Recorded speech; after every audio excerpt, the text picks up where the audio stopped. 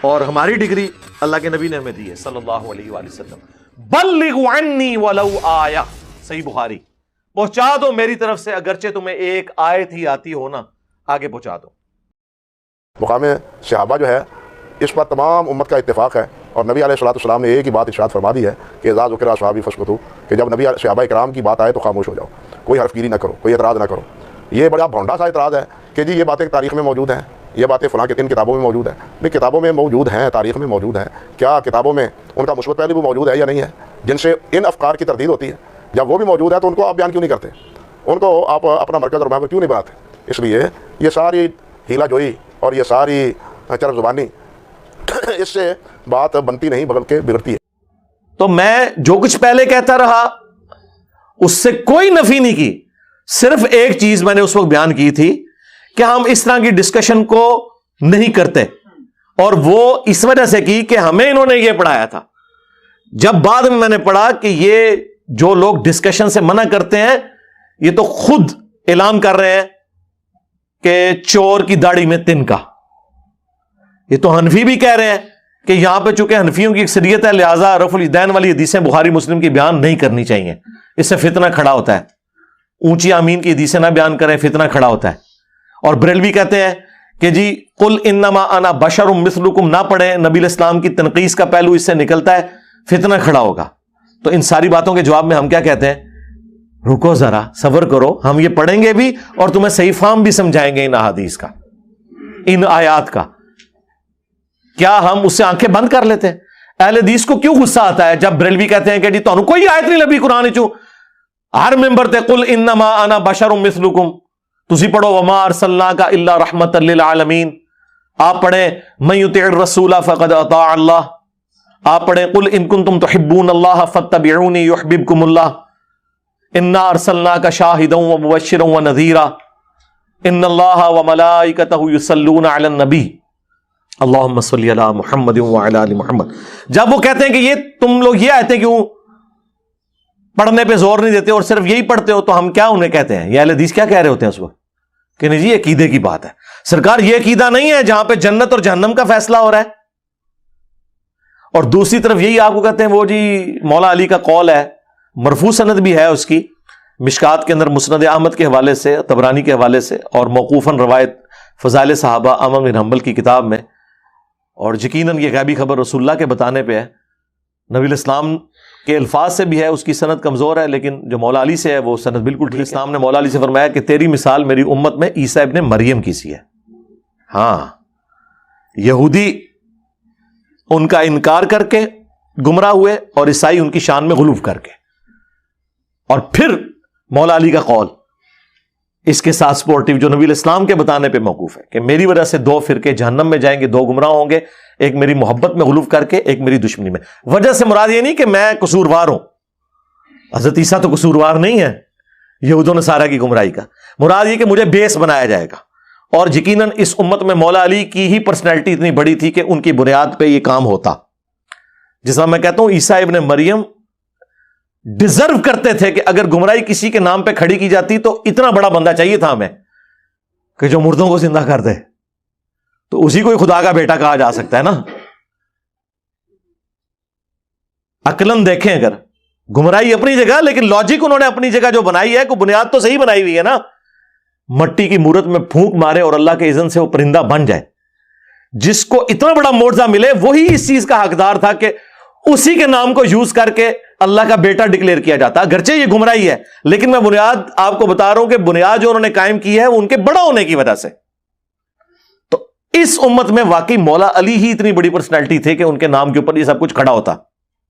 کیونکہ المستدرک للحاکم میں امام حاکم نے احمد بن حنبل کا قول نقل کیا ہے کہ ہم تک جتنی احادیث پہنچی ہیں ذخیرہ احادیث میں، کسی اور صحابی کی شان میں اتنی احادیث نہیں ہے جتنی کہ مولا علی کی شان. سب سے پہلے مسلمان کون؟ مولا علی. ترمذی میں، مسند احمد میں، سنن سیل کبریٰ کے اندر موجود. سب سے پہلے حضور کے ساتھ نماز کس نے پڑھی؟ مولا علی علیہ السلام نے. نبی علیہ السلام کی نسل کن سے چلی؟ مولا علی سے.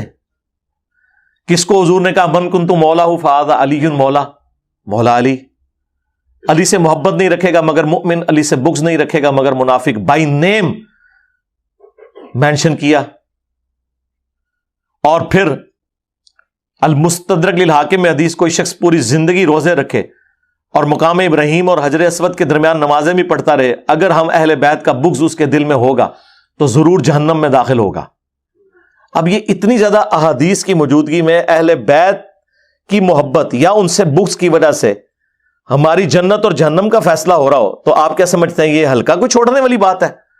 جبکہ امت نے حضور کی نصیحت غدیر خم کی کہ 2 چیزیں چھوڑ کے جا رہا ہوں، قرآن اور اہل بیت، جو مسلم شریف میں اوپر تلے 4 احادیث ہیں. قرآن کو پکڑ لینا، اس میں ہدایت ہے، یہ اللہ کی رسی ہے، جو اسے پکڑے گا ہدایت پہ ہوگا، جو چھوڑ دے گا گمراہ ہو جائے گا. دوسری بھاری چیز میرے اہل بیت ہے، میں اپنے اہل بیت کے معاملے میں تمہیں اللہ کا خوف دلاتا ہوں. اہل بیت کے معاملے میں اللہ کا خوف دلاتا ہوں 3 دفعہ فرمایا، لیکن امت نے نہ اہل بیت کو زندہ چھوڑا نہ قرآن کو پکڑا، الٹ چلے، قرآن کو چھوڑ دیا اور اہل بیت کے ساتھ حسن سلوک کیا. حضور کو قبر میں گئے 50 سال ہوئے اور آپ کی پوری نسل قتل کر دی سوائے چند لوگوں کے. تو نبی علیہ السلام جب امت کو اس طرح کی نصیحتیں کر کے جائیں تو اس کا اینڈ رزلٹ پھر یہی نکلنا ہے میرے بھائی کہ اہل بیت کے خلاف جو لوگ کھڑے ہوں گے تو دفاع کرنے کے لیے بھی تو لوگ کھڑے ہوں گے. سنی شیعہ کنفلکٹ سے اٹھ کے دیکھیں تو یہ ساری کی ساری باتیں اب بھی مستقبل میں جب جب مجھے کوئی چیز پتہ چلے گی جو اس میں بہتر موقف ہے میں اڈاپٹ کروں گا اور اپنی غلطی کو مانوں گا. کسی شخص کو اس کی غلطی ماننے پر، یہاں تو غلطی بھی نہیں تھی، میں نے ایک سٹیپ طے کیا کہ وہ جو موقف تھا جو میں نے اڈاپٹ کیا تھا قرآن و سنت کے بغیر تمہارے بابوں کے کہنے پہ، میں نے ایک بابا چھوڑا احمد بن حنبل کہ ان کا موقف مشاجرات صحابہ پہ غلط ہے، جب وہ خود حدیث مسند احمد میں لے کے آ رہے ہیں جنگ جمل صفین نہروان پہ اور ہمیں کہہ رہے ہیں کہ ان باتوں کو ڈسکس نہ کرو. وہ ہمیں یہ بتانا چاہ رہے ہیں کہ رسول اللہ نے فرمایا تھا لیکن رسول اللہ کی زبان بند کر دو، نعوذ باللہ. حجی پہلے خلیفہ کے مخالفین مرتد واجب القتل، دوسرے خلیفہ کے مخالفین کافر رومنز اور پرشینز، تیسرے خلیفہ کے مخالفین جی بلوائی خارجی، حالانکہ وہ خارجی نہیں تھے، خوارج کی ٹرم جو ہے حضرت علی کے زمانے میں آئی ہے. چوتھے خلیفہ کے مخالفین رضی اللہ عنہ. تو علیکم بسنتی و سنت الخلفاء الراشدین المہدیین جو ابو داؤد ترمذی کی حدیث ہے وہ کدھر گئی؟ اور ابو داؤد ترمذی میں یہ ہے کہ خلافت 30 سال تک ہے، ابو بکر کے 2 سال، وہ صحابی کہتے ہیں سفینہ جو حدیث کے راوی ہیں، عمر کے 10 سال، عثمان کے 12 اور علی کے 6 سال، اس میں 5 مہینے حسن ابن علی کے بھی شامل ہیں. اور جب پوچھا گیا کہ یہ بنو امیہ کیا ہے، انہوں نے کہا یہ شریر 3 بادشاہ ہیں، ان کی پیٹھ سے یہ جھوٹ نکلا جو کہہ رہے ہیں کہ علی علیہ السلام خلیفہ نہیں ہے. علی علیہ السلام لکھا ہے امام داؤد نے، اور مصنف ابن ابی شیبہ اور مسند ابی داؤد طیالسی میں تو یہ حدیث میں آگے الفاظ ہیں. وہ راوی پوچھتا ہے اس صحابی سے کہ یہ پھر معاویہ کیا ہوئے؟ انہوں نے کہا یہ مسلمانوں کے پہلے بادشاہ ہیں، یہ خلیفہ راشد نہیں ہے. ہم حضرت معاویہ کو خلیفہ بھی نہیں مانتے، بادشاہ مانتے ہیں. خلیفہ ایک متبرک ٹرم ہے جو خلفائے راشدین پہ بولی جاتی ہے. ویسے تو آپ بے شک شباز شریف کو بھی خلیفہ آج کہہ لیں، یا پہلے عمران خان کو بھی کہتے ہیں، آپ کے کہنے سے کوئی نہیں ہوگا، آپ یزید کو بھی کہہ لیں، لیکن یہ حکمران ہے، ان معنوں میں آپ خلیفہ کہیں گے. جو خلافت ایز اے ٹرم خلیفہ راشد ہے وہ وہی 5 ہیں، ابو بکر، عمر، عثمان، علی، حسن ابن علی، یا بعد میں کسی درجے میں عمر بن عبدالعزیز. تو واضح اس میں موجود ہے کہ بادشاہوں میں سے بادشاہ ہیں حضرت معاویہ، اور مصنف ابن ابی شیبہ میں تو الفاظ ہیں کہ یہ سخت گیر بادشاہ ہیں اور ان کا پہلا بادشاہ معاویہ ہے. لہذا وہ جو مسند احمد کی حدیث ہے نا، کاٹ کھانے والی ملوکیت خلافت راشدہ کے بعد، تو یہ تو سٹارٹ کرتے ہیں بعد میں. حضرت سفینہ نے وہ ساتھ ہی سٹارٹ کر دی ہے کہ پہلا بادشاہ یزید نہیں ہے، پہلا بادشاہ کون ہے؟ معاویہ ابن ابی سفیان رضی اللہ تعالیٰ عنہ. ہم تو احترام سے نام لیں گے. تو یار اگر کسی بندے کو وقت کے ساتھ کلیئر ہوا کہ میرے نبی نے یہ فرمایا تھا، یہ بابے نے غلط کہا ہے، اب بھی ہمیں کئی باتیں جب وقت کے ساتھ کلیئر ہوتی ہیں تو ہم اس میں لیکن میرے بارے میں تو کوئی نہیں کہہ سکتا، میں 7100 فرقے پھر بیٹھا ہوں بھی کوئی صحیح گل پتہ لگے گی وہ میں یعنی بات اڈاپٹ کروں گا قرآن و سنت کے دلائل کی روشنی میں. تو وقت کے ساتھ انسان کو جب کوئی چیز کلیئر ہو تو اسے فوراً مان لینا چاہیے. جب مجھے پتا چلا کہ یار یہ امت کے ساتھ بہت بڑا دھوکہ ہوا ہے، اور یہ مولانا مودودی نے خلافت و ملوکیت لکھ کے جو امت پہ احسان، اور یہ خلافت و ملوکیت تو میں نے اپنے لیکچر کے بعد پڑھی ہے، 2012 میں جا کے میں نے یہ پڑھی تھی. پھر میں نے اس پہ نہیں اکتفا کیا، میں نے بخاری مسلم سے 200 احادیث جمع کی ہیں وہ پمفلٹ عربی میں بھی ہے، اردو میں بھی ہے، اور ہندی میں بھی ہے، انگلش میں بھی ہے، بنگلہ زبان میں بھی ہے. ہماری ویب سائٹ سے آپ ڈاؤن لوڈ کریں اور بتائیں کہ یہ جو باقی چیزیں چھوڑ دیں جو ادر دین بخاری مسلم ہے، اس میں تو آپ لچ تلیں گے کہ ہمارے نزدیک صحیح نہیں ہے، حالانکہ آپ کے ابے اسے صحیح کہہ کے گئے ہوں گے، شیخ البانی بھی، شیخ زبیلی زئی بھی، امام حاکم بھی، امام زاہبی بھی. آپ کو وہ کوئی نظر نہیں آئے گا، صرف آپ اپنے ماموں کو بچانے کی خاطر ہر حدیث کو آپ کاٹتے چلے جائیں گے. بخاری مسلم کا کیا کرو گے؟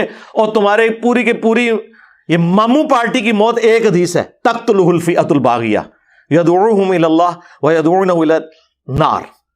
ایک حدیث ہی آپ کی پوری ماموں پارٹی کی موت ہے. ایسا کچھ کرو، وہ بھی ویسے کچھ کر دیں میرے بچوں، کرنے کی کوشش کر رہے ہیں، جو مرضی کر لیں، یہ تو آپ کے گھاٹے فٹ ہوئی ہوئی ہے. تو اب بھی کوئی صحیح بات پتہ چلے گی انشاءاللہ میں اس کے اوپر نیکسٹ ورژن اڈاپٹ کروں گا انشاءاللہ. یہ تقاضا ہے ایک مؤمن کا. صلو علی محمد وآل محمد، اللہم صلی علی محمد وعلی آل محمد واصحاب محمد وازواج محمد اجمعین الی یوم الدین.